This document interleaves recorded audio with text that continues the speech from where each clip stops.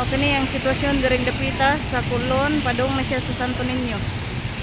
Ito ang baha. Kaya tungod din sa grabe nga mga basura. Mabara ang mga kanal. O ni karon. Mao kita kay bao natagon sa itong buhaton sa itong mga basura. Mga people diri sa Cebu. Di ta magpabadlong sa atong katilingban aron di maingon ani. Pag madlok ng labang ani kay masudla na nga mga angkon. Makina. Niyata tungod sa Best Buy, unahan siya sa Metropolitan.